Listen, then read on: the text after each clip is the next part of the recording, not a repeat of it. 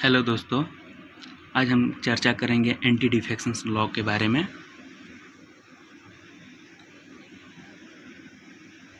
Defection से बचने के लिए एंटी डिफेक्शन लॉ लाया गया था और एंटी डिफेक्शन लॉ ये बतलाता है कि कोई भी एमपी या एमएलए किसी एक पॉलिटिकल पार्टी को छोड़कर किसी दूसरी पॉलिटिकल पार्टी में जाता है तो उसको पनिश किया जाएगा। एक 1960 के दशक में एक बहुत ही फेमस स्लोगन था, आया राम गया राम। उस समय क्या होता था कि एक एक दिन पर दो दिन पर एक पॉलिटिकल पार्टी को छोड़कर किसी दूसरी पॉलिटिकल में पार्टी में जाकर मर्ज हो जाना। इससे क्या होता था कि एक तरह से प्रशासनिक व्यवस्था में अस्थिरता पैदा हो जाता था। इसलिए 52nd कॉन्स्टिट्यूशनल अमेंडमेंट एक्ट किया गया 1985 में और 10वां शेड्यूल जोड़ा गया था। और इसमें बताया गया कि 1/3 मेंबर किसी एक पॉलिटिकल पार्टी को छोड़कर किसी दूसरे पॉलिटिकल पार्टी में जाकर मर्ज होते हैं तो उस पर डिफेक्शन लॉ नहीं लगेंगे। उसके बावजूद भी फिर लगने लगे। एक किसी पॉलिटिकल पार्टी से बहुत ईजिली तरीक़ा से 1/3 पीपल जाकर दूसरे पॉलिटिकल पार्टी में मर्ज हो जा रहे थे और दूसरी पॉलिटिकल पार्टी अभी बहुत ईजिली तरीके से इंक्लाइन कर लेती थी अपने साइड में।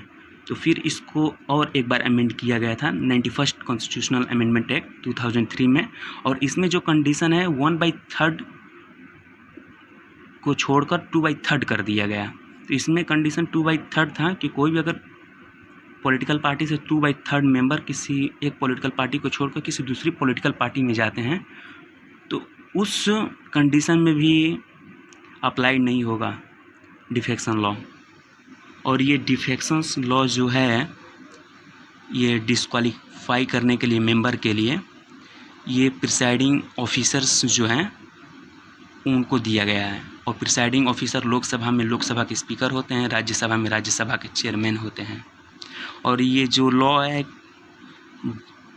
डिफेक्शंस, इसको कोई एक टाइम फ्रेम नहीं दिया गया कि कितने दिन में इस डिफेक्शन केस को अप्लाइड किया जाएगा किसी मेंबर्स पर। अब ये समझते हैं कि डिफेक्शंस लॉ किस पर अप्लाई होगा और किस पर अप्लाई नहीं होगा। पहला जो इसमें कंडीशन है कि कोई भी नॉमिनेटेड मेंबर है कि विदिन 6 मंथ में अगर किसी दूसरे पॉलिटिकल पार्टी को अगर ज्वाइन करता है तो उस पर तो डिफेक्शन लॉ नहीं लगेगा। लेकिन आफ्टर 6 मंथ 6 महीने के बाद किसी पॉलिटिकल पार्टी को ज्वाइन करता है तो उस पर डिफेक्शन लॉ लग जाएगा। सेकंड जो क्राइटेरिया है, कोई भी इंडिपेंडेंट कैंडिडेट है जो कि इलेक्शन जीता हुआ है और इलेक्शन जीतने के बाद किसी दूसरे पॉलिटिकल पार्टी को ज्वाइन कर लेता है तो उस कंडीशन में भी डिस्क्वालीफाइड हो जाएगा।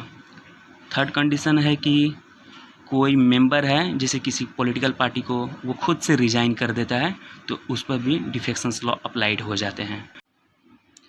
जो फोर्थ कंडीशंस है कि अगर आप वायलेट कर रहे हैं व्हिप का तो उस कंडीशन में भी आपका डिस्क्वालीफाइड हो सकते हैं। व्हिप का मतलब होता है कि अगर कोई भी पॉलिटिकल पार्टी कोई पर्टिकुलर एक इशू पर वोट कर रही है तो आपको भी उस पर्टिकुलर इशू पर वोट करना होगा। अगर नहीं करते हैं तो आपके अगेंस्ट व्हिप जारी हो सकता है। फिर सुप्रीम कोर्ट का एक केस आता है किहोतो होलाहन केस 1992। इसमें क्या होता है कि सुप्रीम कोर्ट बताती है कि जो स्पीकर और चेयरमैन है में also be the subject of judicial review, वो भी जुडिशियल रिव्यू के अंदर आ सकते हैं। और सुप्रीम कोर्ट 10th शेड्यूल को एक तरह से उसको वैलिडेट ठहराई कि वो सही है। और ये भी बताई कि सुप्रीम कोर्ट की किसी ऑर्डिनरी इशू पर व्हिप जारी नहीं कर सकते। उससे क्या होता है कि मेंबर का फ्रीडम ऑफ स्पीच और एक्सप्रेशन का उल्लंघन होता है।